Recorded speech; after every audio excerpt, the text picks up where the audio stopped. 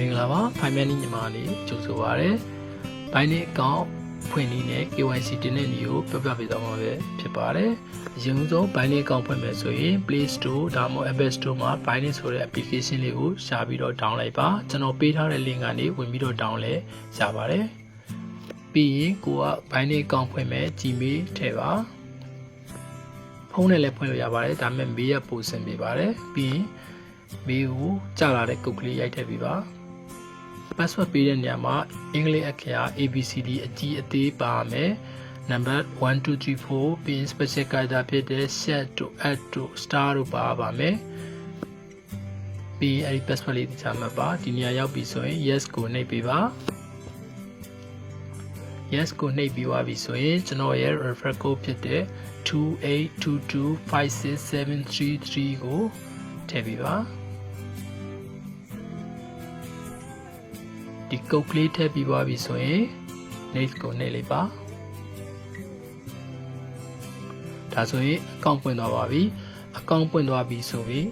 KYC တင်ခြင်းကိုစပါမယ် KYC တင်ဖို့အတွက်ဒီနေရာလေးမှာ verify identity ဆိုတာလေးကိုနှိပ်ပေးပါ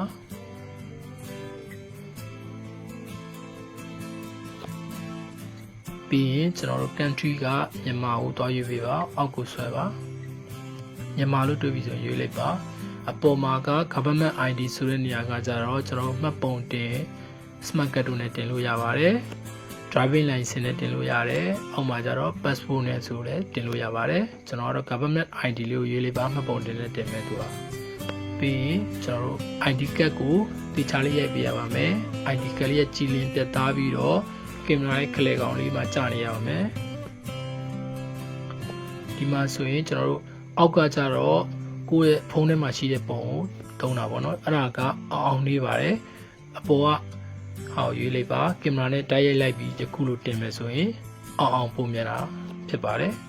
ဒီမှာသူကအလံလို့ပြတယ်ဆိုရင်ကိုကက်ကလေးကိုဒီမြင်ကွင်းကနေမပြောက်စေဘဲနဲ့သူ့ရှိမှနေပဲလှန်ပြလိုက်ပါ smart card ဆိုလဲအဲ့လိုလေးပဲလှန်ပေးပါ smart card ကအနောက်မှာပြောင်းဆိုတော့ဘာမှမဖြစ်ဘူးသူလှန်ခိုင်းလို့ကိုကလှန်ပေးလိုက်အဲ့လိုလေးရိုက်ပေးပါပြီးရင်ကျွန်တော်တို့မျက်နှာ scan ဖတ်မှာဖြစ်ပါတယ်မျက်နှာအဲ့လိုအကွက်ကလေးပေါ်လာပြီဆိုရင်သူပြောတဲ့အတိုင်းလေးလိုက်လုပ်ပေးပါဒီမှာ turn has to the left and right ဆိုရင်သူကခေါင်းကိုပယ်လဲညာလဲလေးလုပ်ပေးပါပြီးရင် please open your mouth and close it ဆိုပါးစပ်ကိုအဖွင့်ပိတ်လုပ်ခိုင်းတာပေါ့နော်အဲ့လိုလေးပြပြီးသွားပြီဆိုရင်ကျွန်တော် under review ဆိုရင်ဒါသူစစ်ဆေးတော့မယ်ပေါ့နော်များသောအားဖြင့်နိုင်ခွဲလောက်နဲ့အောင်ပါတယ်အောင်မအောင်ဒီနေရာလေးမှာတွက်ကြည့်ပါဒီနေရာလေးမှာ verify ဆိုပြီးအစိမ်းလေးပြသွားပြီဆိုရင်ဘိုင်းနေ KYC တင်ခြင်းအောင်မြင်သွားပါပြီခင်ဗျာအားလုံးကျေးဇူးတင်ပါတယ်ခင်ဗျာ